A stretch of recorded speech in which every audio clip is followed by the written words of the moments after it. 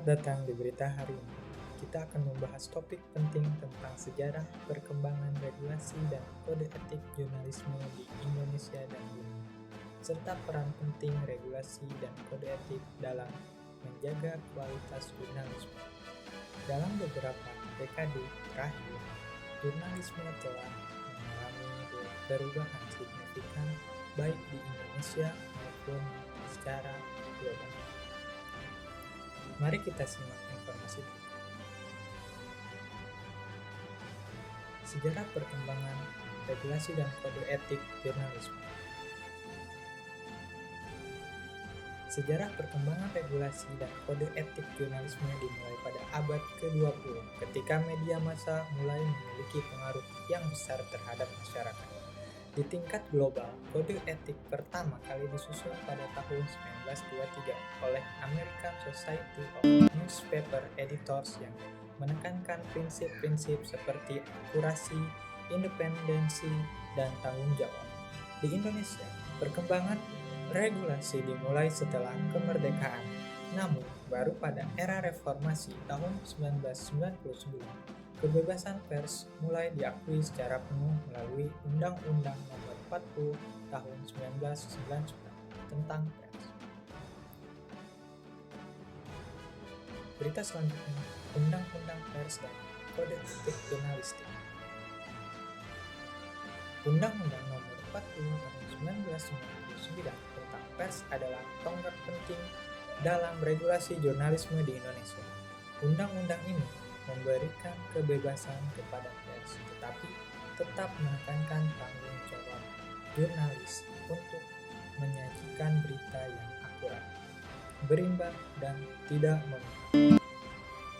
Selain itu, kode etik jurnalistik yang disusun oleh Dewan Pers juga menjadi pedoman bagi jurnalis dalam bekerja, menekankan prinsip-prinsip seperti menjaga independensi, tidak menerima suap, dan menghormati privasi individu. Namun, meski regulasi dan kode etik sudah disusun tentang bagi para jurnalis tetap ada, baik di Indonesia maupun di dunia. Berita selanjutnya tentang tantangan penerapan regulasi dan kode etik jurnalistik.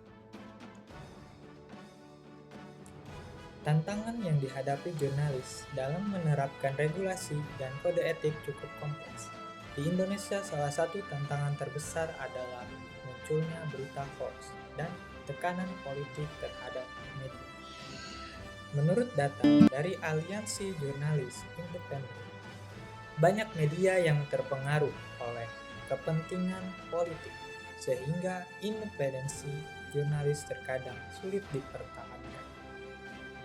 Di tingkat global, isu yang paling menonjol adalah digitalisasi.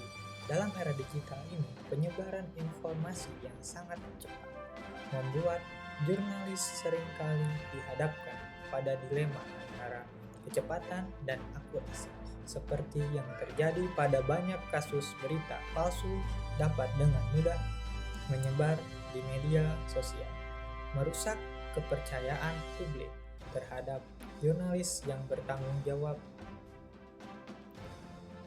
Berita selanjutnya, studi kasus regulasi Undang-Undang Pers dan Kode Etik Jurnalistik. Sebuah kasus yang menjadi sorotan adalah investigasi terkait dugaan suap dalam sebuah proyek infrastruktur besar di Indonesia pada tahun 2022. Beberapa media terkemuka berhasil membongkar skandal tersebut. Tetapi, beberapa jurnalis yang terlibat dilaporkan mendapat ancaman dan intimidasi.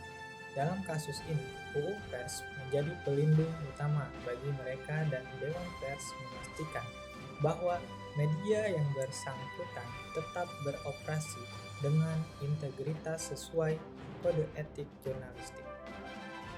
Namun, tidak semua kasus berjalan mulus. Ada beberapa contoh di mana media justru gagal menjadi prinsip-prinsip etika, seperti kasus penyebaran data pribadi yang melanggar privasi yang membuat publik meragukan profesionalitas pers. Dari paparan tadi, kita dapat melihat bahwa regulasi dan kode etik jurnalistik memiliki peran penting dalam menjaga kualitas pers, namun juga ada tantangan dalam penerapannya. Untuk itu, perlu ada sinergi antara pemerintah, masyarakat, dan media untuk bersama-sama menjaga kebebasan pers tanpa melupakan tanggung jawab. Demikian laporan kami hari ini. Saya Muhammad Dafa Mujazi mengucapkan terima kasih atas perhatian Anda dan sampai jumpa di program berikut.